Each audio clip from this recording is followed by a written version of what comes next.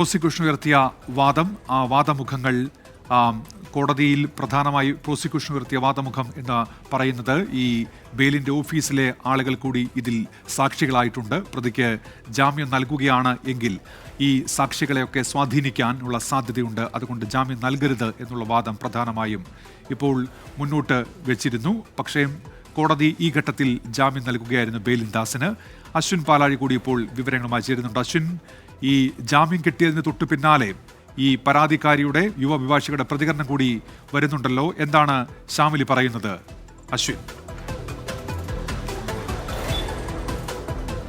എല്ലാ മാധ്യമങ്ങളും ഇവരുടെ പ്രതികരണം തേടാനായി അവരുടെ വീട്ടിലെത്തിയിരുന്നു. സ്വാഭാവികമായും വലിയ ശ്രദ്ധയാകർഷിച്ച കേസാണ്. ഇതിൽ ബെയിലിൻ ദാസിന് ജാമ്യം ലഭിക്കുമ്പോൾ ആ പരാതിക്കാരിക്ക് എന്താണ് പറയാനുള്ളത് എന്ന് സ്വാഭാവികമായും കേരളം കാത്തിരിക്കുന്ന ഒരു മറുപടി കൂടിയാണ്. പക്ഷേ നിലവിൽ ജാമ്യത്തിന് ശേഷം യാതൊന്നും പ്രതികരിക്കാനില്ല എന്നുള്ളതാണ് അഡ്വക്കേറ്റ് ശ്യാമിലി ഇപ്പോൾ വ്യക്തമാക്കിയിരിക്കുന്നത്. ഒരു മാധ്യമത്തിനും പ്രതികരണം നൽകാൻ തയ്യാറല്ല എന്നുള്ളതാണ് പറയുന്നത്. ഇനി ഈ കേസുമായി ബന്ധപ്പെട്ട് ഒന്നും പറയാനില്ല എന്നുകൂടി ശ്യാമിലി വ്യക്തമാക്കിയിട്ടുണ്ട്. അതുകൊണ്ട് തന്നെ ഇനിയിപ്പോൾ ഇതുമായി ബന്ധപ്പെട്ട് ആരും തന്നെ ബന്ധപ്പെടേണ്ട എന്നുകൂടി അറിയിച്ചാണ് ശ്യാമിലി അല്പസമയം മുമ്പ് തൻ്റെ നിലപാട് വ്യക്തമാക്കിയിരിക്കുന്നത്. കഴിഞ്ഞ ദിവസം തന്നെ ഈ മാധ്യമങ്ങളിൽ ഒരുപാട് പ്രതികരണമൊക്കെ നടത്തുന്നതിനെതിരെ ഈ ബെയിലിൻ ദാസിനെ അനുകൂലിക്കുന്ന ഒരു വിഭാഗം ആളുകൾ ശ്യാമിലിക്കെതിരെ സോഷ്യൽ മീഡിയയിൽ വലിയ പോർവിളിയൊക്കെ നടത്തുന്നതും വ്യാജ പ്രചരണങ്ങളൊക്കെ നടത്തുന്നതുമൊക്കെ വലിയ വിവാദമായിരുന്നു. അതിന് പിന്നാലെയാണ് ഇപ്പോൾ ഈ ജാമ്യവിധിക്ക് പിന്നാലെ ഒരു പ്രതികരണത്തിനില്ല എന്ന് അഡ്വക്കേറ്റ് ശ്യാമിലി വ്യക്തമാക്കിയിരിക്കുന്നത്. ഒപ്പം കഴിഞ്ഞ ദിവസങ്ങളിൽ ഈ അഭിഭാഷകരുടെ വാട്സപ്പ് ഗ്രൂപ്പിൽ പ്രചരിച്ച ഓഡിയോ, ആ ശബ്ദശകലങ്ങളൊക്കെ ശ്യാമിലിക്ക് വലിയ പ്രതികൂലമായി ബാധിക്കുകയും ചെയ്തിരുന്നു. എന്തായാലും പ്രതികരണത്തിനില്ല എന്നുള്ള വാക്കിൽ ഉറച്ചു നിൽക്കുകയാണ് ഉന്മേഷ് ശ്യാമിലി.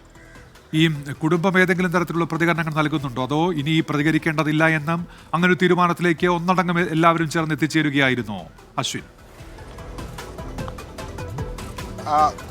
ഉന്മേഷ്, നിലവിൽ ആദ്യം മുതൽ ഈ ശ്യാമിലിയുടെ മാതാവ്, അതിനുശേഷം ശ്യാമിലി ഒക്കെ നമ്മളോട് ഈ കേസിൻ്റെ തുടക്കം മുതൽ തന്നെ സംസാരിച്ചിരുന്നതാണ്. അവർ ഇതുമായി ബന്ധപ്പെട്ട എല്ലാ വശങ്ങളും എല്ലാ മാധ്യമങ്ങളോടും വിശദീകരിക്കുകയും കോമൺ പ്രതികരണമായൊക്കെ നൽകുകയും ചെയ്തതാണ്. പക്ഷേ ഇപ്പോൾ മാനസികമായ ചില ബുദ്ധിമുട്ടുകളാണ് അവർ പറയുന്നത്. ഏറ്റവും പ്രധാനമായി നമ്മൾ ആദ്യം സൂചിപ്പിച്ചതുപോലെ ഈ സോഷ്യൽ മീഡിയയിൽ ഈ സൈബർ അറ്റാക്കുകൾ ശ്യാമിലിയെ വലിയ തോതിൽ മാനസികമായി തളർത്തിയിട്ടുണ്ട് എന്നുള്ളത് ഒരു വസ്തുതയാണ്. അത് ഒരു വിഭാഗം അഭിഭാഷകരടക്കം ഇത്തരത്തിലുള്ള ആരോപണങ്ങളും ഈ വ്യാജ പ്രചരണങ്ങളുമായി തന്നെ എത്തിയിരുന്നു. അതിനുശേഷം കഴിഞ്ഞ ദിവസങ്ങളിലൊക്കെ ഈ കേസ് പരിഗണിക്കുമ്പോഴൊക്കെ പ്രതികരണം നൽകാൻ ശ്യാമിലി വിമുഖത കാണിക്കുകയും ചെയ്തിരുന്നു. പക്ഷേ ഇതൊരു പൊതുസമൂഹം അറിയേണ്ട ഒരു കാര്യമാണ് എന്നുള്ളത് കൊണ്ട് അത് മനസ്സിലാക്കിക്കൊണ്ട് കഴിഞ്ഞ ദിവസങ്ങളിലൊക്കെ പ്രതികരിക്കുകയായിരുന്നു. പക്ഷേ ഇന്ന് അതിന് ഒട്ടും തയ്യാറാകുന്നില്ലാത്തൊരു സാഹചര്യമാണുള്ളത്. അമ്മയും അതേ നിലപാട് തന്നെയാണ് പറയുന്നത്. എന്തായാലും കഴിഞ്ഞ ദിവസങ്ങളിൽ കോടതി വിധി ഏത് തരത്തിലായാലും അതിനെ അംഗീകരിക്കുന്നു എന്നുള്ള ഒരു കാര്യം ശ്യാമിലിയും ശ്യാമിലിയുടെ കുടുംബവും ഒക്കെ വ്യക്തമാക്കിയതാണ്. അതിനപ്പുറത്തേക്ക് ഇനി ഒന്നും പറയാനില്ല. കോടതി വിധി എന്ത് തന്നെയായാലും അതിനെ അംഗീകരിക്കുന്നു എന്നുള്ളത് കഴിഞ്ഞ ദിവസം തന്നെ വ്യക്തമാക്കിയതാണ്. ഒപ്പം